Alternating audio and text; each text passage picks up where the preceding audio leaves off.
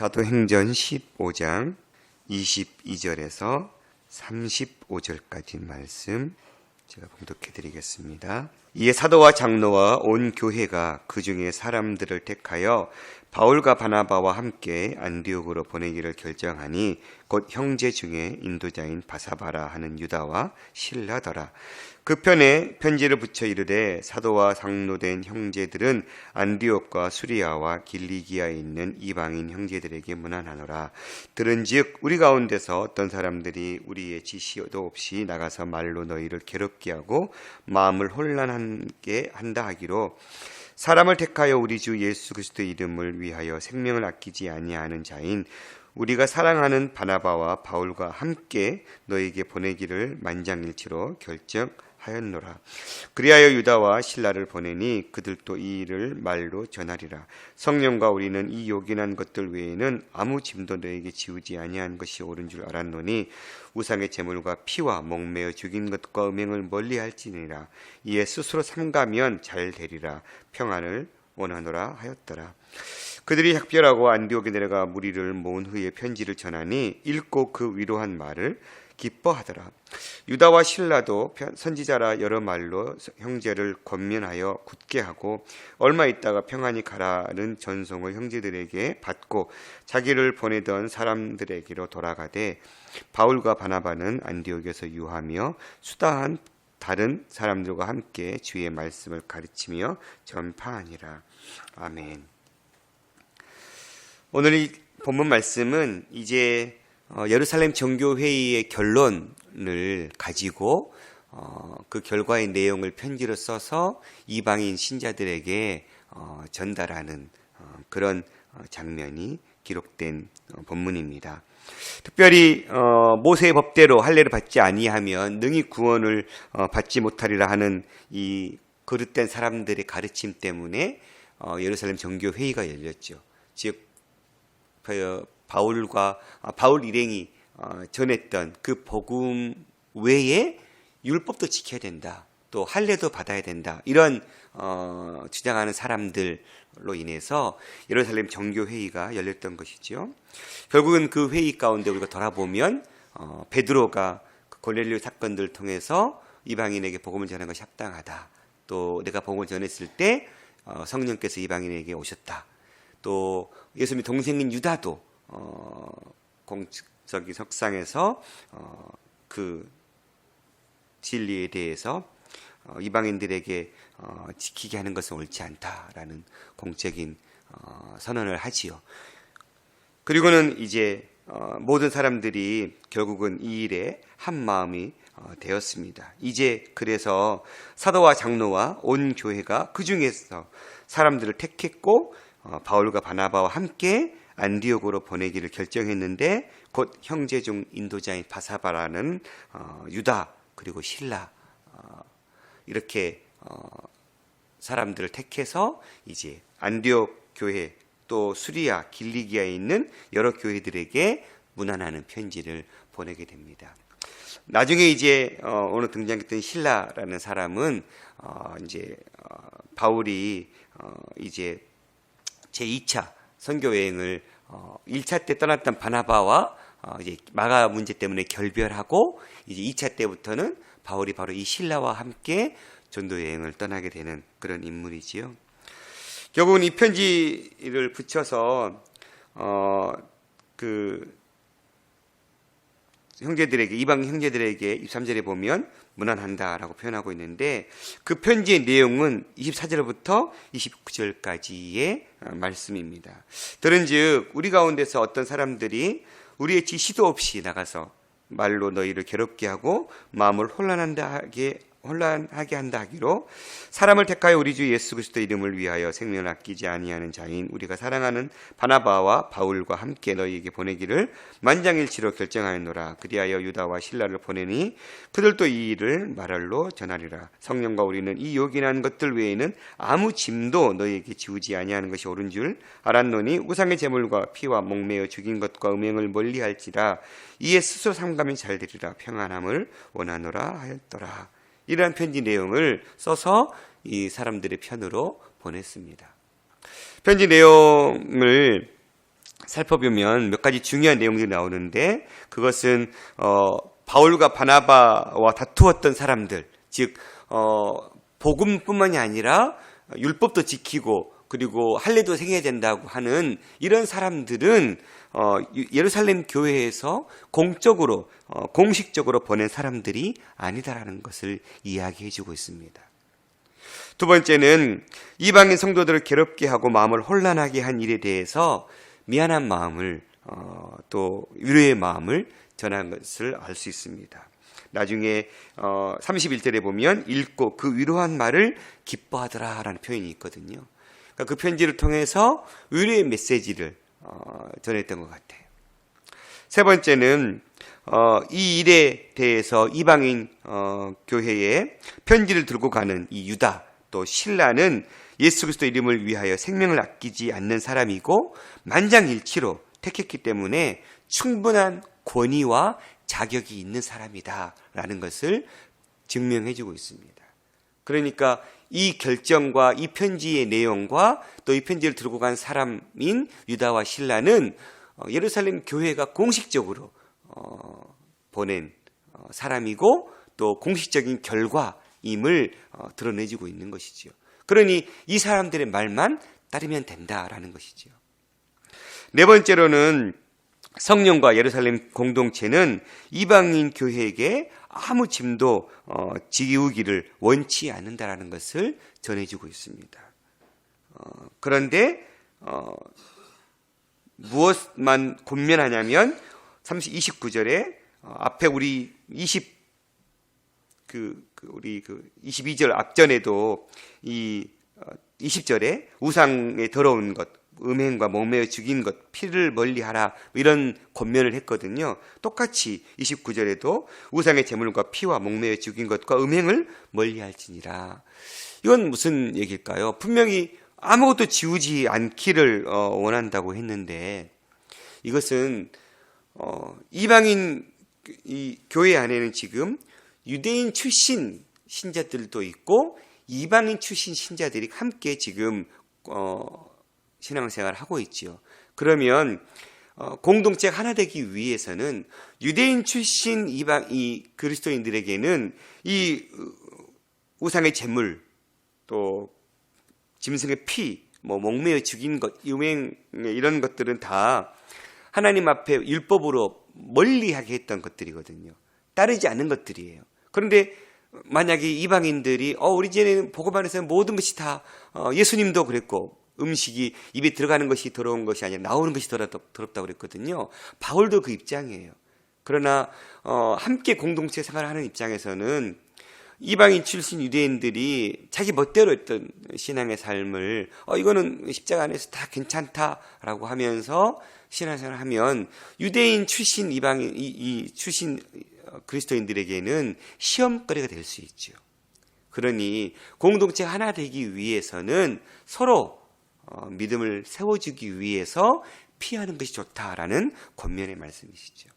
이것이 어떤 구원에 이르는 도리나 어떤 반드시 지켜야 되는 어떤 말씀이 아니라 서로 공동체를 세우기 위해서 가할 수도 있지만 그것을 절제하고 하지 않는 것이 함께 공동체를 세워가는 입장에서는 옳다, 옳은 일이다. 이러한 권면의 말씀을 전해주고 있는 것입니다. 오늘날도 마찬가지지요. 나에게는 전혀 가한 것이지만 믿음이 연약한 형제들, 자매들에게 혹시 내 행동과 내 언어가 그들에게 혹시라도 믿음을 시험케 할 행동이라면 삼가하는 것이 덕을 쌓는 일이죠. 내가 개인적으로 하나님 앞에서는 자유할 수 있으나 다른 형제들에게 그것이 시험거리가 된다면 안 하는 것이 옳은 것, 마치 이러한 내용을 얘기해 주고 있는 것이지요. 이렇게 한 4가지 정도의 권면의 말씀을 이 이방인 신자들에게 전해줬죠. 가장 중요한 핵심의 내용은 예수 그리스도의 십자가 외에는 아무것도 우리가 더 추가할 복음의 내용이 없다라는 것이죠. 그렇게 공식적인 편지를 통해서 이방인 교회의 어떤 어지러움을 다 바로잡고 분명한 복음을 전하는 그러한 편지들을 전해주게 됩니다. 이제 그 이후에 그들이 작별하고 안디옥에 내려가 무리를 모은 후에 편지를 전했는데 읽고 그 위로한 말을 그들은 다 기뻐했습니다. 이 네 사람이 전했던 공식적인 편지를 통해서 받아본 많은 이방인 출신 그리스도인들은 분명한 신앙의 확신과 또 여러 가지 혼란들을 통해서 겪게 됐던 일들에 대해서 예루살렘 교회의 위로의 말씀을 듣게 됐고 아마 기뻐했던 것 같습니다. 그 이후에 유다와 실라도 선지자라 말씀을 가르친 자라는 것이죠. 여러 말로 형제를 권면하여 굳게 했다라고 기록하고 있습니다. 유다와 실라는 단순히 편지를 전달하는 공신력 있는 전달자의 역할만 한 것이 아니었죠. 이들도 생명을 바쳐서 목숨을 걸고 여러 말로 형제들을 권면했다라는 것은 복음을 전하고 복음의 삶이 무엇인지를 가르쳤던 것이겠죠. 그러니 단순히 편지만 전하는 사명을 감당한 것이 아니라 더 나아가서 이방인 성도들을 세우고 믿음으로 견고하게 하는 일에 힘을 쓰는 모습을 보여주고 있습니다. 그리고는 얼마 있다가 평안히 가라는 전송을 형제들에게 받고 자기를 보내던 사람에게 돌아갔습니다. 예루살렘 교회로 돌아가는 것이지요. 그러니 평안히 가라는 전송을 받았다는 것은 이방인 신자들에게도 이들의 어떤 그 여러 말로 권면했던 가르침이 굉장히 만족했다는 것을 우리가 느낄 수 있죠. 그러니 여러 사람들에게 믿음을 견고히 세우고 공동체도 힘있게 세워놓고 그 공동체에게 기쁨으로 이제 잘 가시오 하고 파송을 받는 그러한 은혜가 있었던 것 같습니다. 우리가 누군가에게 이러한 권면의 말씀, 다른 이들의 믿음을 세우는 이 행위들이 우리 안에도 계속해서 이루어지기를 소망합니다.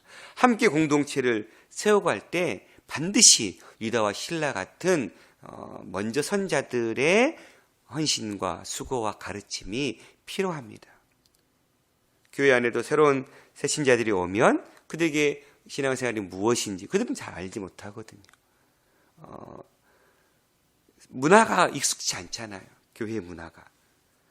그러니 그런 이들에게 당연히 가르쳐주는 것은 마땅합니다. 그것이 목회자 누구 어떤 특정한 사람에게만 해당되는 말이 아니겠죠. 당연히 내가 조금이라도 다른 이들보다 믿음의 선자이라면 당연히 선자로서 믿음이 연약한 자들을 권면하고 세워주는 일은 마땅히 우리 모두가 감당해야 될 사명인 줄 믿습니다. 우리의 그런 권면의 말씀들을 통해서 또 그 권면은 단순히 말로만 이루어지는 것이 아닐 것입니다. 가장 강력한 것은 삶으로 보여지는 것이겠죠. 말뿐이 아닌 삶으로 십자가의 길을 먼저 걷는 자의 삶을 보여주는 저와 여러분 될 수 있기를 간절히 소망합니다. 그리고는 이제 바울과 바나바는 안디옥에서 유했습니다. 그러니까 유다와 실라만 이제 예루살렘 교회로 돌아가고 계속해서 바울과 바나바는 안디옥에 유하면서 수다한 다른 사람들과 함께 주의 말씀을 가르치며 전파했습니다. 이제 바울과 바나바의 입장에서는 마치 날개를 단 심정이겠죠. 그동안에 복음을 열심히 전했지만 여러 그 복음을 혼미케 하는 사람들의 공격들을 통해서 복음을 전하는 일이 참 힘들었다면 이제는 그 모든 장애물을 다 치워냈으니 아마도 날개도 듯이 복음을 전할 수 있었을 것 같아요. 그러니 아마 더 신나게 바울과 바나바는 많은 사람들과 함께 주의 말씀을 가르치고 전파하는 것. 주의 말씀을 가르치고 전파하는 것, 우리 주님이 하셨던 3대 핵심 사역 중에 하나이지요. 가르치고 전파, 전도하는 것. 우리에게도 이 사명이 있는 줄 믿습니다. 가르치려면 말씀을 잘 배워야 되겠죠. 그리고 예수님의 사랑을, 복음을 전하려면 그 복음이 말뿐이 아니라 가장 강력한 건 내 삶으로 체험하고 경험하는 것들이 가장 강력한 것 같아요. 제가 어느 해에 지난 작년에 우리 아이들 복음 그 설교 내용 가운데 이렇게 한 영상이 뭐였냐면 10월이었네요. 전도 집회 앤드루 전도잔치를 앞두고 복음을 전하는 것에 대해서 이야기하면서 한 영상이 이렇게 있었는데 뭐였냐면 남자아이의 누나가 자기 친구하고 전화 통화를 들었어요. 근데 이제 화장품에 대해서 열심히 화장품을 써보고 그 화장품이 얼마나 좋은지를 막 누나가 설명한 걸 들은 거예요. 그걸 동생이 보면서 와, 화장품을 누나가 써보고 좋으니까 친구에게 좋다고 막 전하는 것, 이게 전도구나를 깨달은 거예요. 내가 예수님을 만나고 경험한 것이 좋으니까 그 좋은 예수님을 마땅히 전해야 되는 것이 전도구나. 맞거든요. 우리가 무언가 제품을 써보고 좋으면 어떻게 해요? 그걸 막 전하지요. 최근에 되게 웃은 뉴스가 하나 있었어요. 그 프로그램 중에 이렇게 유명한 가수였던 이효리라는 가수의 그 제주도 집에서 이렇게 손님들을 숙박하면서 하는 이런 프로그램이었는데 거기에 이제 유나라는 그 가수가 와서 이제 그 직원으로 일하는 거예요. 그런데 그 직원이 처음 와서 들고 온 게 뭐였냐면 갑자기 단어가 생각이 나네요. 빵 굽는 기계, 와플 기계를 들고 왔어요. 그랬는데 그게 그 다음 날부터 완판이 돼버린 거예요. 그 제품이 전혀 그 와플이라는 기계가 막 팔리는 그런 게 아니었는데 그 프로그램 하나로 인해서 그 와플 기계가 팔리는 건데 중요한 건 값이 계속 올라가는 거예요. 많은 사람들이 찾으니까 계속 값이 올라갔겠죠. 이런 거예요. 그러니까 누군가가 그거를 파는 걸 보고 맛있어 보이니까 사람이 저 좋다 하고 서로 막 사는 이런 행위들. 이게 우리 전도의 가장 중요한 핵심 원리인 것 같아요. 그래서 그냥 내가 경험하지 않고 만나지 않으면 이거를 담대하게 또 혹은 정말 열심히 전할 수가 없는 거예요. 그러니 가르치고 전파하려면 열심히 배워야 되고 열심히 만나야 되는 게 우선돼야 되는 것 같아요. 그래서 말씀을 묵상하면서 나는 열심히 말씀을 공부하고 있나? 또 나는 열심히 내 삶 속에서 이 예수님의 사랑을 체험하고 뜯고 맛보고 즐기고 이런 그 CM처럼 정말 내가 예수님의 사랑을 내 삶 속에서 맛보고 즐기고 있는가? 그래서 그것이 너무너무 귀하고 이것을 전하지 않고서는 어찌할 수 없는 마음으로 내 주변 이웃들에게 전하고 있는가? 저와 여러분의 삶 가운데 이러한 동기부여가 이루어지고 우리의 삶 속에 말씀을 배우고 그 말씀에 살아 움직이는 삶의 역사들을 체험하는 은혜가 그래서 많은 이들에게 말씀을 가르치고 또 그 말씀을 전파하는 그런 전도자의 사명을 살아가는 저와 여러분 될 수 있기를 간절히 소망합니다. 기도하겠습니다. 주님 감사합니다. 복음을 어지럽혔던 많은 이들의 방해를 많은 지도자들을 또 그들에게 주어진 편지를 통해서 바로잡는 그러한 예루살렘 교회의 결정들을 우리는 묵상했습니다. 또한 그들이 그저 그 편지만을 전하는데 그치지 않고 많은 성도들을 권면하고 위로하고 또 말씀을 가르치고 복음을 전파하는 사명을 감당하는 모습들을 발견합니다. 주님, 우리 또한 먼저 주님을 믿고 경험하고 따른 자들로서 하나님 많은 이들에게 이 복음을 통해서 권면하고 위로하고 가르치고 전파하는 사명을 잘 감당하는 하나님의 자녀들 될 수 있도록 붙잡아 주옵소서. 그리하기 위해 우리가 주의 말씀을 열심히 힘을 내어 또 배울 수 있도록 그리고 십자가의 사랑을 그저 글로만이 아닌 우리의 삶 가운데 살아계신 주님의 이 강권적인 사랑을 경험하고 체험해서 정말 마치 우리가 써본 제품을 자랑하며 전하듯이 이 예수님의 십자가를 능력 있게 전하는 전도자들이 될 수 있도록 붙들어 주시옵소서. 오늘도 이 생명의 복음을 전하지 않고서는 살 수 없기에 그 십자가의 길을 걷고 있는 선교사님들의 그 삶을 붙들어 주시고 땅끝 오지를 마다하지 않고 나아가는 그들의 발걸음을 축복해 주시고 주님께서 그들의 기도를 응답해 주시고 하나님 세미한 음성으로 붙들어 주셔서 그들이 뿌린 복음의 씨앗이 30배, 60배, 100배의 귀한 결실로 맺어지는 하루 되게 하여 주시옵소서. 오늘도 제 앞에 수많은 기도의 제목들을 들고 나왔습니다. 주님 말씀해 주시고 깨닫게 도와주시고 주의 길을 보여주옵소서. 오늘도 주님 앞에 복되게 살아가는 하루의 삶이 될 수 있도록 축복하옵소서. 모든 말씀 예수님 이름으로 기도드렸습니다.